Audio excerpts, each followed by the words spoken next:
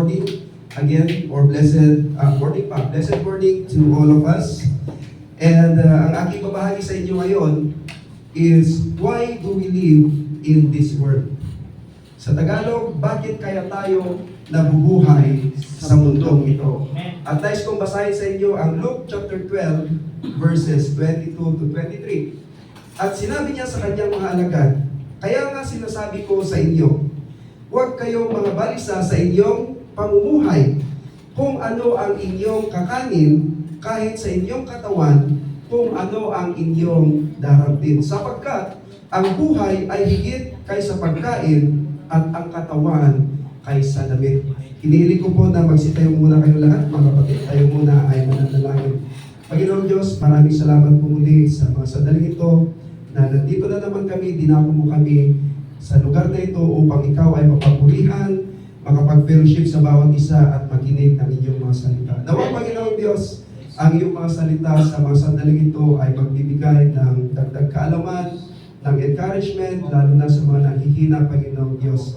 At itong mensahe na ito, Panginoong Diyos, ay makatulong po sa aming mga katanungan, Panginoong Diyos, kung bakit po kami nag-i-exist sa mundong ito. Higit sa lahat, mayroon kang napakagandang plano at purpose sa buhay ng bawat isa sa amin. Panginoong Diyos, muli, maraming salamat at pakalinisin mo po ang ating puso at ang puso ng bawat isa, at ang iyong mga salita ay tumimo dito at aming may pamuhay ang mga ito. Lahat na ito ay dinadalangin namin sa iyong bugtong na anak ng Panginoon tayong tagapagligtas.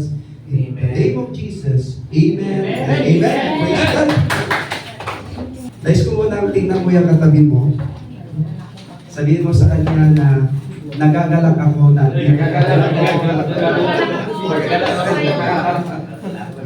Praise the Lord. Okay, inulit ko. Inulit ko ang aking babahagi sa inyo ngayon, mga kapatid. Why do we live in this world? Bakit kaya tayo nabubuhay sa mundong ito? Naitanong na ba natin ito sa ating sarili? Kung bakit kaya tayo nabubuhay o nag-i-exist sa mundong ito? Maraming mga tao ang sobrang busy sa kanilang buhay. Nakita ko yan noong nasa Manila ako. Halos 4 to 5 years din akong tumira doon. And isa sa mga napansin ko, mga kapatid, kahit sa loob ng jeep o sa loob ng bus, ay may mga tao na doon na nagbi-breakfast. Kasi dahil naghahabol sa oras. Isa pa, doon sa loob ng sasakyan o jeep o bus, ay doon na nag-make up. Ewan pa lang kung nakapansin kayo ng mga ganon. Ano po? Gigising ng sobrang aga, then mag-prayer, then papasok sa work, tapos pag umuwi, late at night na dahil sa traffic or rush hour. At pagkadating na sa bahay ay sobrang pagod na. At minsan, kahit siguro sa pananalangin, ay nakakalimutan na. Ang iba naman, kahit sa araw ng day off, ay pinapasukan imbes na magsimba. Yung mga tao talagang sinasadya nilang pumasok sa araw ng kanilang day off. Then, same routine, at akala nila, ganun na lang ang buhay. Bahay, work, work, bahay, at minsan pag may time, ay gagala at magre-relax.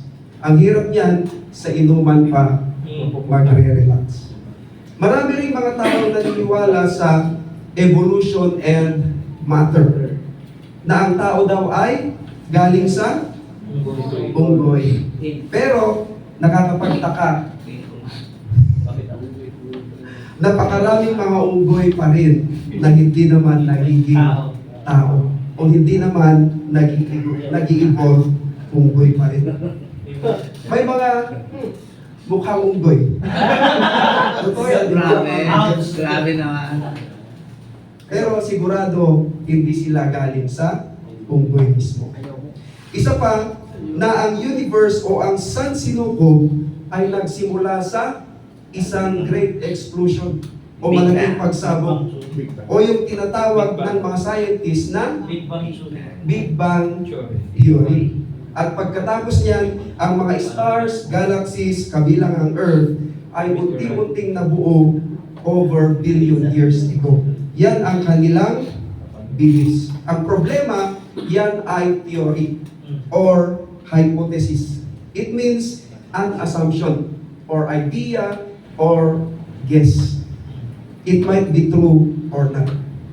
At naniniwala silang ang mga celestial or heavenly bodies, katulad ng stars, sun, moon, planets, kabilang ang mundo natin, ay nakabitin sa kawalan sa pamamagitan ng gravity. At na-discover nila ito sa tulong ng kanilang mga high technologies. Pero may isang tanong na hindi masagot ng mga scientists. Ano yun? Kung saan galing ang matter o bagay. Ano yung halimbawa ng mga matter? Napag-aralan natin yan sa mga high school ata, di ba? Matter is, mga halimbawa yan tulad ng solids, liquids, and gases. Ano yung halimbawa ng gas? Katulad ng Hangin. ito kay hangin. Ano po? Hindi nila alam kung saan galing ang hangin. Bago pa ma-discover ng siyensya na ang mundo ay nakabitin sa kawalan, ay naisulat na ito sa Bible sa napakatagal na panahon.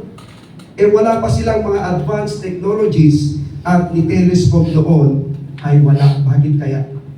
Bakit kaya alam nila? Dahil ang Diyos ay nakikipag-usap mismo sa mga propeta noon. At iyon naman ang kanilang isinusulat. Tignan natin sa Job chapter 26 verse 7. Sabi dito, ang kalawakan sa hilaga ay kanyang inilagay. Ibinitin niya ang daigdig sa gitna ng kawalan. Nang ma-discover ng science ang mundo at ang iba pang mga heavenly bodies, ay totoo nga na nakabitin sila sa kawalan. Kaya totoo ang Bible. Amen? Sabi sa Genesis chapter 1 verse 1, in the beginning, God created the heavens and the earth. Ano nga ba sinasabi ng Biblia tungkol sa paglikha ng tao? Tingnan natin Genesis chapter 1 verses 27 to 30. Sabi dito, nilalang nga ng Diyos ang tao ayon sa kanyang larawan. Sila'y kanyang nilalang na isang lalaki at isang babae. Ano yun? Dalawang gender lang po mga kapatid. Babae at lalaki. At sila'y pinagpala niya. Sabi niya, magpakarami kayo at punuin ninyo ng inyong mga anak ang buong daigdig at kayo ang mamamahala dito. Binibigyan ko kayo ng kapangyarihan sa mga isda sa tubig, sa mga ibon sa ipapawid at sa lahat ng mga hayop na nasa ibabaw ng lupa. Ibinibigay ko rin sa inyo ang lahat ng uri ng halamang nakakabinhi at mga bungang kahoy bilang pagkain ninyo. Ang lahat ng halamang luntian ay binibigay ko naman sa lahat ng hayop sa ibabaw ng lupa at sa lahat ng mga ibon. At ito nga ang nangyari. Kaya mayroon talagang nag-design o lumikha ng mundo, ng universe, ng mga bagay at ng tao. Sino yon? Walang iba kundi ang Diyos na siyang pinakamakapangyarihan sa lahat-lahat at lahat ay posible sa Kanya. Amen? At sinasabi pa sa ating binasa na binigyan ng Diyos ng kapangyarihan ang tao sa mga isda, sa mga ibon at sa lahat ng mga hayop na nasa ibabaw ng lupa, pati sa mga halaman at bungang kahoy bilang pagkain. Pero ang mga tao ngayon ay napakaraming kinakatakutan. Katulad ng takot sa ipis, takot sa daga, at kung ano-ano pa. Pero noong una ay binigyan ng Diyos ang tao ng authority sa mga ito. Okay, unang bahagi natin mga kapatid, ang buhay ng tao ay mahalaga, pero maiksi at inihalin tulad sa... Pero bago natin tignan yan, nais ko munang tanungin kayo, who is the oldest person in the Bible? Nabanggit ni Kuya Rodel nung BS niya, it was Methuselah. Okay, sa Tagalog is Matusalem. Ilang taon siya? 969 years old. Mababasa natin yan sa Genesis chapter 5, verse 27. Ngayon, pagdating sa Genesis chapter 6, verse 3, ay pinaiksi ng Diyos ang buhay ng tao dahil ito ay makalaman. Sabi doon, sinabi ni Yahweh, hindi ko ipapahintulot na mabuhay ng habang panahon ang tao sapagkat siya'y makalaman. Hindi nalalampas sa 120 taon ang kanyang buhay sa daigdig. Ilan na lang ang maximum lifespan o haba ng buhay ng tao, sabi ng Diyos? 120 years. Pero mas umiksi pa dyan ang buhay ng tao. Ano sa tingin nyo? Ilan na lang? 70. Ayun. Nasa 70 to 80 years of age na lang. Okay, tingnan natin sa Psalms chapter 90 verse 10. It says, our days may become to 70 years or 80 if our strength endures. Yet the best of them are but trouble and sorrow, for they quickly pass and we fly away. Kaya nasa 70 to 80 years na lang ang buhay ng tao. Pero kung maingat-ingat ka sa health mo ay minsan lumalagpas pa sa 80 o kaya ang iba naman ay hindi na umaabot sa 70 or 80. Balik tayo sa ang buhay ng tao ay mahalaga pero maiksi at inihalin tulad sa una. Ang buhay ng tao ay inihalin tulad sa isang singaw o kaya'y sa vapor. Tingnan natin, James chapter 4 verse 14. Sabi dito, kayo ngang hindi nakaalam ng mangyayari bukas. Ano ang inyong buhay? Kayo nga'y isang singaw na sa sandaling panahon ay lumilitaw at pagdakay napapawi. Maiksi lang ang buhay ng tao. Halimbawa niyan, nakakita na kayo ng fog o hamog. Di ba, kung mayroong fog na nakikita mo, maya't maya ay wala na ito. Marami rin naka-experience na nakita nila yung tao ngayon at nakausap pa pero kinabukasan ay wala na, namatay na pala. Maraming mga bata pa lang ay namamatay at maraming mga tao na natulog lang ay hindi na nagising kinabukasan. Kaya hindi natin alam ang mangyayari sa araw ng bukas. Hindi natin alam kung buhay pa tayo after an hour, after one day, or after 1 year. Ang Diyos lang ang nakakaalam. Amen? Hindi natin pwedeng ipagyabang na bata pa tayo, o malakas pa tayo, o kaya'y health conscious tayo. Dahil anytime ay maaari tayong mabawian ng buhay. Gaya ng sinasabi ng Biblia, maiksi lang ang buhay ng tao at yan ay inihalin tulad sa isang singaw. Number 2, ang buhay ng tao ay gaya ng damo at bulaklak. 1 Peter chapter 1 verse 24. Sabi dito, sapagkat ang lahat ng laman ay gaya ng damo, at ang lahat ng kanyang karangalan ay gaya ng bulaklak at damo. Bulaklak ng damo. Ang damo ay natutuyo at ang bulaklak ay nalalanta. Maiksi lang ang buhay ng tao. Kahit paanong mga achievements mo. Sinasabi dyan, ang lahat ng laman, ano yung tinutukoy dyan na laman? Lahat ng tao ay katulad ng damo at bulaklak. Di ba yung damo at bulaklak, may panahon na maganda, malago at sariwa. Pero may panahon namang ito'y natutuyo at nalalanta. Ngayon, sinasabi ng Biblia na ang lahat ng tao ay nagkasala. At ang kabayaran ng kasalanan ay, ano? Kamatayan. Romans chapter 6 verse 23. Sabi dito, sapagkat ang kabayaran ng kasalanan ay kamatayan, datapwat ang kaloob ng walang bayad ng Diyos ay buhay na walang hanggan kay Kristo Jesus na Panginoon natin. At mayroong dalawang klase ng kamatayan. Ito ay una, the physical death. Ang ating katawan ay babalik sa alabok. And the second is the spiritual death or the second death. Revelation chapter 20 verses 14 to 15. Sabi dito, at ang kamatayan at ang Hades ay ibinulid sa dagat-dagatang apoy. Ito ang ikalawang kamatayan, sa makatuwid ay ang dagat-dagatang apoy. At kung ang sinuman ay hindi masumpungang nakasulat sa aklat ng buhay, ay ibinulid sa dagat-dagatang apoy. Yan ang nakakatakot, mga kapatid, ang ikalawang kamatayan. At ito ay totally separation from God. Wala nang buhay doon dahil wala ang Panginoong Jesus doon. But the good news is, ano ulit ang sinasabi sa Romans chapter 6 verse 23? Datapwat ang kaloob ng walang bayad ng Diyos ay buhay na walang hanggan. Kanino?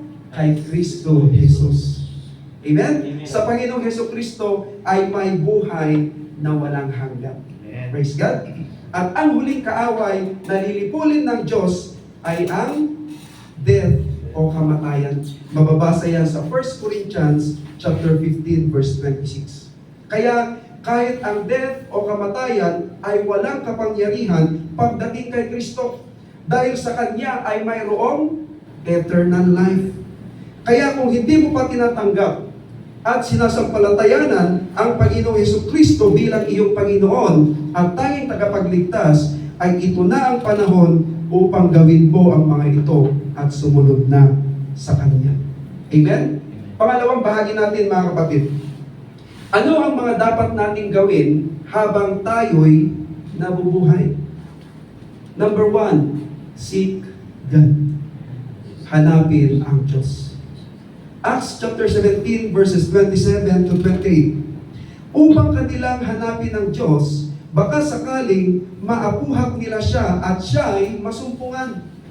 Bagaman hindi siya malayo sa bawat isa sa atin, sapagkat sa Kanya tayo'y nangabubuhay at nagsisikilos at mayroon tayong pagkatao, na gaya naman ng sinabi ng ilan sa inyong sariling mga manunulat, sapagkat tayo na may sa Kanyang lahi.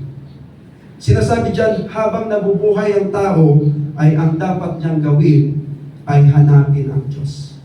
Dahil siya ang ating lahat-lahat kung bakit tayo nangabubuhay at nagsisikilos. Seek God, mga kapatid, habang ika'y nabubuhay, habang may panahon pa, dahil hindi mo alam kung sa araw ng bukas ay may pagkakataon ka pa na hanapin siya. Once na binawi ng Diyos ang buhay na yan, ay wala ka ng pagkakataon na hanapin siya kung hindi mo siya hinahanap noong nabubuhay ka pa. How to seek God, mga kapatid? Sa pamamagitan ng Kanyang mga salita at sa prayer. Amen? Okay, number 2. Serve God wholeheartedly. Maglingkod sa Diyos na may mabuting kalooban. Ephesians chapter 6 verses 7 to 8. Sabi dito, maglingkod na may mabuting kalooban, na gaya ng sa Panginoon at hindi sa mga tao. Yamang na pag-aalaman ng anumang mabuting bagay na gawin ng bawat isa, ay gayon din ang muling tatanggapin niya sa Panginoon, maging alipin o laya. Kaya habang nabubuhay ang tao, ay ang dapat niyang gawin ay maglingkod sa Diyos. Amen? Nang may mabuting kalooban. Ibig sabihin, hindi pakitang tao. Hindi napipilitan lang. O kaya kung wala lang siyang magawa. Dahil sinasabi dyan, anumang mabuting bagay na gawin ng bawat isa, ay gayon din ang muling tatanggapin niya sa Panginoon.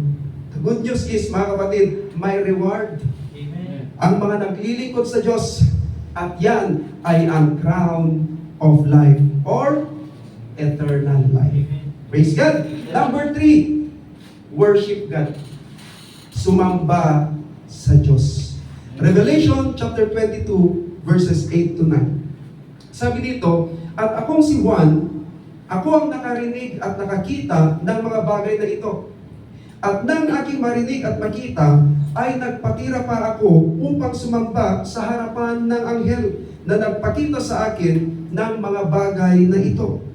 At sinasabi niya sa akin, ingatan mong huwag gawin iyan.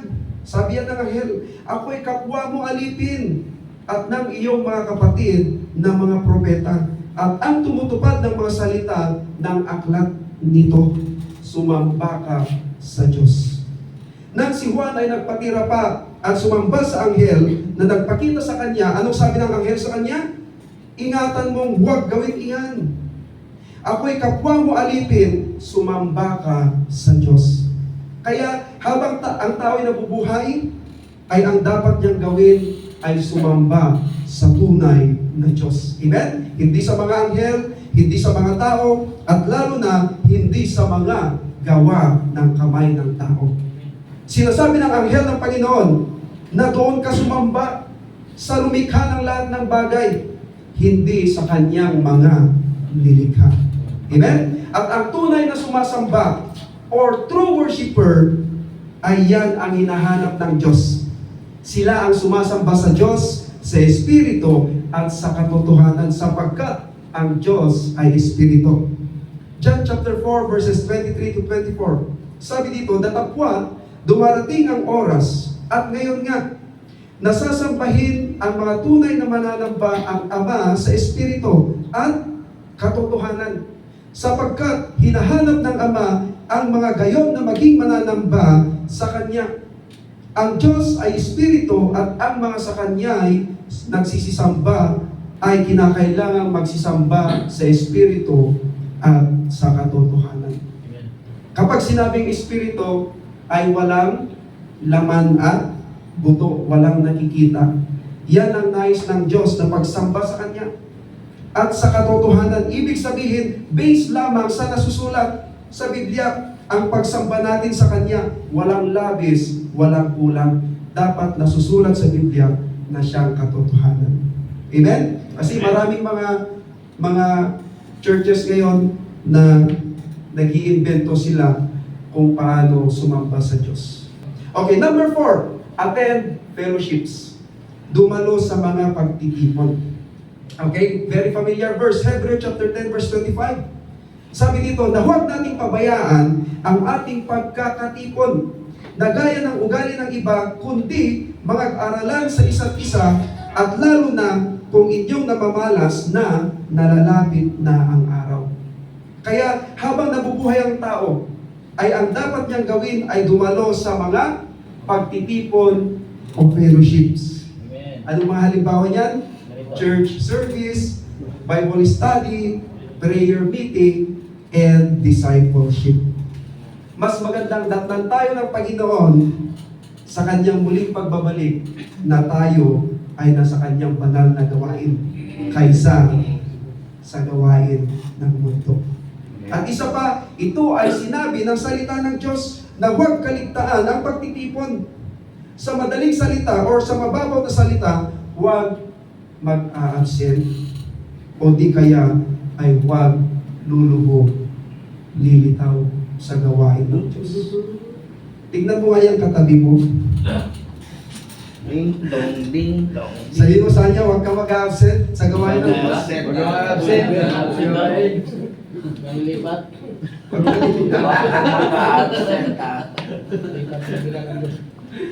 Mga kapatid, huwag din natin kalimutang ibahagi ang mga natututunan natin sa simbahan. Okay? Sa ating kapwa at sa ating mga kapamilya.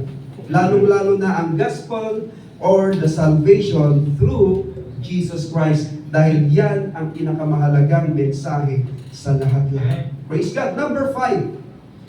God first. Habang tayo ay nabubuhay, God first. Unahin ang Diyos. Matthew chapter 6 verse 33, very familiar verse na naman. Sabi dito, datapwat hanapin muna ninyo ang kanyang kaharian at ang kanyang katwiran at ang lahat ng mga bagay na ito ay pawang idaragdag sa inyo. Kaya habang nabubuhay ang tao, ay ang dapat niyang unahin ay ang Diyos. Siya dapat ang kanyang top priority. The question is, what or who is your top priority in life. Amen? Amen. Kung ang Diyos ang top priority mo sa iyong buhay, ay dapat inuuna mo siya sa lahat ng bagay. Dapat inuuna mo ang kanyang banal na gawain bago ang lahat. Kaya pag-gising pa lang sa umaga, dapat prayer muna. Kapag sa araw ng Friday, dapat simba muna. Sa araw ng Monday, dapat BS muna. Walang me time. Pero, Online man yan o hindi online. Kung talagang inuuna natin ang Diyos sa ating buhay. Amen. Amen? Amen. Okay, number 6, panghuli. Me time. Love God and others as you love yourself. Mahalin ang Diyos at ang kapwa na gaya ng iyong sarili. Mark chapter 12 verses 30 to 31. Sabi dito, at iibigin mo ang Panginoon mong Diyos ng buong puso mo, at ng buong kaluluwa mo, at ng buong pag-iisip mo, at ng buong lakas mo. Ang pangalawa ay ito, ibigin mo ang iyong kapwa na gaya ng iyong sarili. Walang ibang utos na hihigit sa mga ito, mga kapatid.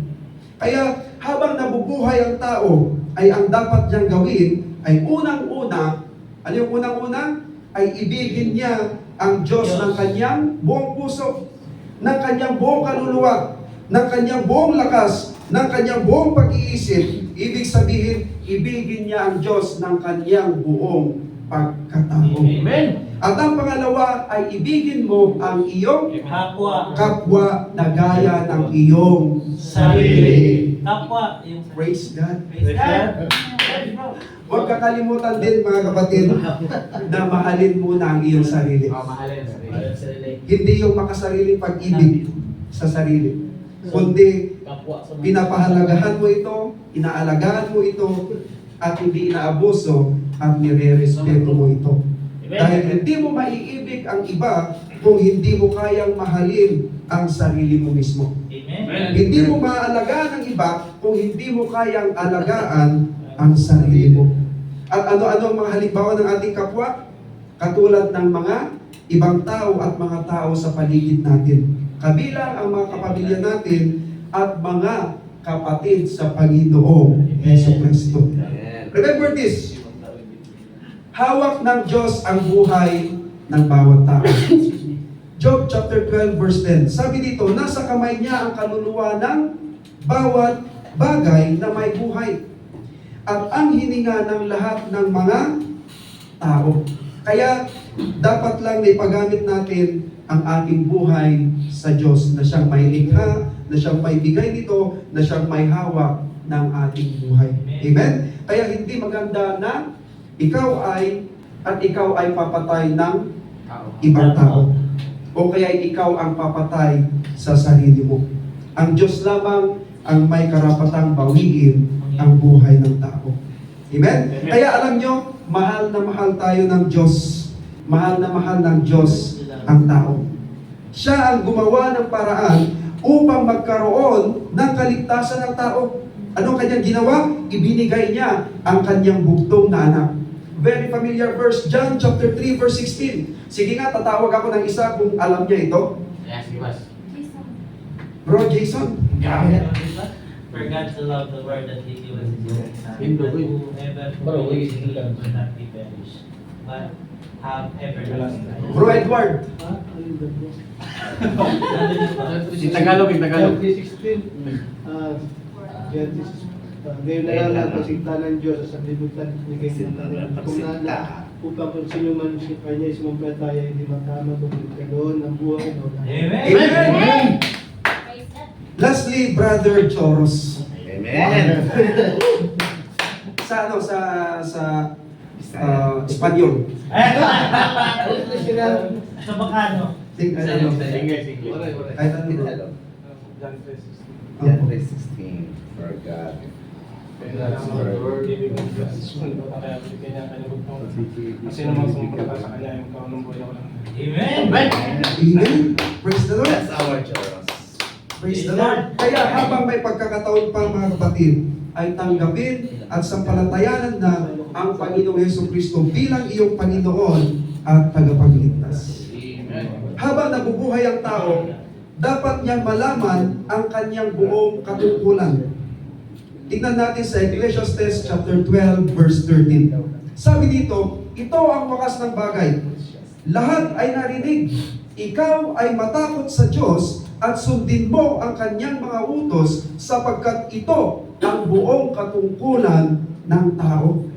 Napakahalaga na mamuhay ng may takot sa Diyos. Dahil kung ikaw ay may takot sa Diyos, ay takot kang suwayin ang kanyang mga commandments at ang kanyang mga instruction. At alam natin ang kanyang mga commandments ay laging para sa ating ikabubuti. Amen? Amen. Kabilang din na gawin natin habang tayo'y nabubuhay ay ang Matthew chapter 28 verses 19 to 20. Ano sinasabi doon? Dahil dito magsiyaon niya kayo. At gawin ninyong mga alagad ang lahat ng mga bansa. At sila'y inyong bautismuhan sa pangalan ng Ama at ng Anak at ng Espiritu Santo na ituro ninyo sa kanila at kanilang ganapin ang lahat ng mga bagay na iniutos ko sa inyo. Ako'y sumasa inyo palagi hanggang sa katapusan ng sanlibutan. Yan ang Great Commission na iniutos ng Panginoong Hesus bago siya umakyat sa langit. Praise God. Sa ating pagtatapos, mga kapatid, nagkakaroon lamang ng halaga ang buhay natin kung ang Panginoong Hesus ang nabubuhay sa atin. Very familiar verse ulit. Philippians chapter 1 verse 21. Sabi ni Paul, for to me, to live is Christ and to die is gain. Ang mahalaga habang nabubuhay tayo ay napaglingkuran natin ang Diyos ng totoo. At iyon dapat ang ating great joy. Ang saya-saya kayang maglingkod at magpagaling sa Diyos. Amen? Maiksi lang ang buhay ng tao. At dapat nating pasalamatan ang nagbigay nito. Walang iba kundi ang Diyos at nararapat lang na gamitin natin ang ating buhay para sa Kanya. Psalms chapter 95 verse 6. Sabi dito, o magsiparito kayo. Tayo'y magsisamba at magsiyukod. Tayo'y magsiluhod sa harap ng Panginoon na may lalang sa akin. Amen. Kaya nga tayo naglilingkod sa Kanya, mga kapatid, dahil gusto natin siyang makasama sa Kanyang kaharian. At yan din ang nais ng Diyos, ang maligtas ang lahat ng tao. Praise God. Remember this, may magandang plano at may purpose ang Diyos sa buhay mo kung bakit ka ngayon nabubuhay sa mundong ito. Amen? Let's enjoy the life by seeking Him, by serving Him, by worshiping Him, by attending fellowships, by making Him as our top priority, by loving Him and others as we love ourselves, and by obeying Him. May enjoy naman natin ang ating buhay tulad ng sinasabi ng iba na enjoy life to the fullest. But bilang mga Kristiyano, in a godly way o sa maka-Diyos na paraan at pamumuhay. At yan ang makabuluhan, meaningful, peaceful, and a joyful life. Nais ko pong magsitayo kayo lahat, mga kapatid. At nais ko pong i-end ito sa isang panalangin. Palakpakan natin ang ating Diyos na buhay. Praise God. Tayo po'y binabalik sa ating magandang crusade. Amen. Amen. Nawala ko naman yan. Praise God! Mawi. Mawi. Maraming salamat po, Pastor, sa inyong napaka knowledgeable na message from God. So, yun nga ang binahagi sa atin ni Pastor Rocky. Bakit kaya tayo naubuhay sa mundong ito? Amen. Amen. So, bakit nga ba tayo naubuhay sa mundong ito? Nais kong basahin din sa inyo ang verse na to sa Roma chapter 14 verse 7 onwards. Wala ni isa man sa atin ang nabubuhay o namamatay para sa sarili lamang. Kung tayo'y nabubuhay tayo para sa Panginoon. At kung tayo'y mamamatay tayo para sa Panginoon. Praise God. Amen. Kaya mabuhay man tayo o mamatay, tayo'y sa Panginoon. Amen. Amen. Amen. Salamat sa Diyos. Napakagandang salita. Marami na naman tayo natutunan.